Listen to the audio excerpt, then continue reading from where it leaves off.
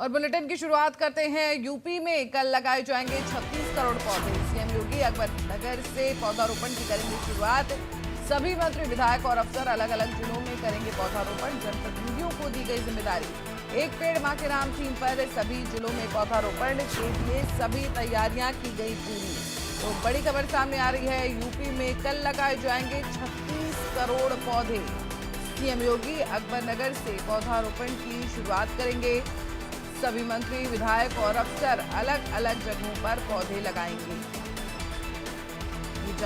ये जो जिम्मेदारी है वो सभी जनप्रतिनिधियों को दी गई है और सभी इसमें हिस्सा लेंगे। बढ़ चढ़कर एक पेड़ मां के नाम स्कीम के आधार पर पौधे लगाए जाएंगे। तो बड़ी खबर सामने आ रही है। यूपी में कल 36 करोड़ पौधे लगाए जाएंगे।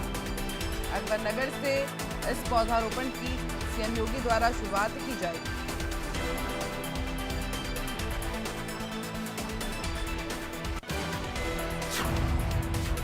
वहीं लखनऊ में प्राकृतिक खेती पर आधारित कार्यक्रम का आयोजन। सीएम योगी और केंद्रीय कृषि मंत्री शिवराज सिंह चौहान हुए शामिल। मुख्यमंत्री योगी आदित्यनाथ ने कहा, कृषि उत्पादन में हम बेहतर।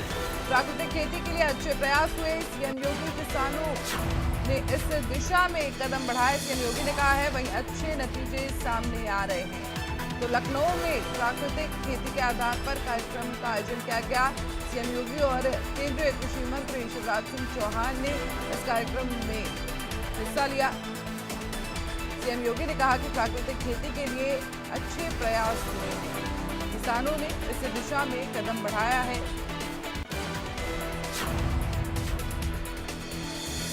बड़ी खबर सामने आ रही है लखनऊ से, जहां प्राकृतिक खेती पर आधारित कार्यक्रम का आयोजन किया गया। इस कार्यक्रम में सीएम योगी, केंद्रीय कृषि मंत्री शिवराज सिंह चौहान शामिल हुए। मुख्यमंत्री योगी आदित्यनाथ ने कहा कि कृषि उत्पादन में हम बेहतर हैं। प्राकृतिक खेती के लिए अच्छे प्रयास हुए। किसानों ने इस दिशा में कदम बढ़ाया है। सीएम योगी ने इस कार्यक्रम में ये बातें बोली।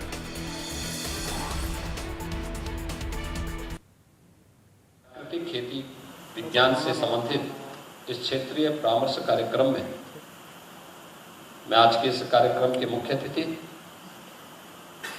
प्राकृतिक खेती के लिए जिन्होंने एक बड़े जन जागरण अभियान को अपने हाथों में लेकर के इसे सफलता की नई ऊंचाइयां प्रदान की हैं, ऐसे आचार्य देवव्रत जी का हृदय से मैं स्वागत करता हूं, अभिनंदन करता हूं। ऋषि परंपरा को, जो धरती माता के प्रति हम सबके आग्रह को प्राचीन काल से, पौराणिक काल से ही हर भारतवासी को आग्रही बनाती रही है, उसका प्रतिनिधित्व करते हुए प्राकृतिक खेती के माध्यम से इस धरती माता को बचाने के एक संकल्प के साथ आगे बढ़े हैं।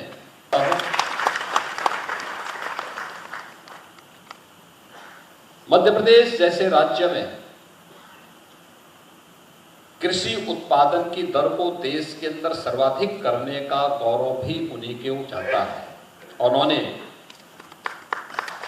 मध्य प्रदेश जैसे राज्य में वहां के किसानों के कल्याण के लिए जो अद्भुत कार्य किया था अपने मुख्यमंत्रित्व काल में, वो आज भी देश के अंदर उदाहरण है।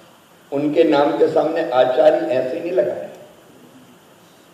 पुरानी ऋषि और आचार्य परंपरा के बाहर गुजरात के माननीय राज्यपाल, जिनके जीवन का एक उद्देश्य है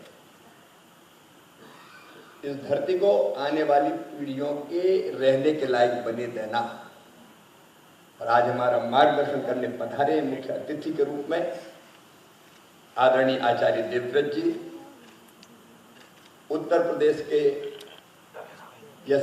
यशस्वी मुख्यमंत्री। हमारे यहाँ सन्यासी के जीवन का आदर्श बताया है, आत्मनो मोक्षार्थ जगत हिताय च। जो आत्मा के मोक्ष और जगत के हित के लिए काम करे वो सन्यासी। और योगी आदित्यनाथ जी सच में लोगों के कल्याण के लिए काम कर रहे हैं। उत्पादन खूब बढ़ रहा है, इस पर कोई दो मत नहीं, लेकिन ये भी तो हो रहा है कि कैंसर एक्सप्रेस जैसी ट्रेनें चल रही हैं। हम जो उगा रहे हैं, फल हो, सब्जियां हो, अन्न हो, क्या वो खाने के लायक बचता है?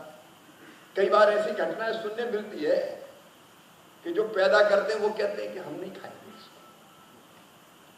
इसलिए हमको सोचना पड़ेगा। मैं बहुत विस्तार में नहीं जाऊंगा, क्योंकि आज हम विस्तार से मुख्यमंत्री जी को और आचार्य जी को सुनेंगे, लेकिन एक बात अब पूरी तरह से सिद्ध हो गई है कि इस दिशा में अगर लगातार हम आगे बढ़ते रहे तो ये धरती आने वाली पीढ़ियों के रहने के लायक नहीं। और इस बीच बड़ी खबर सामने आ रही है।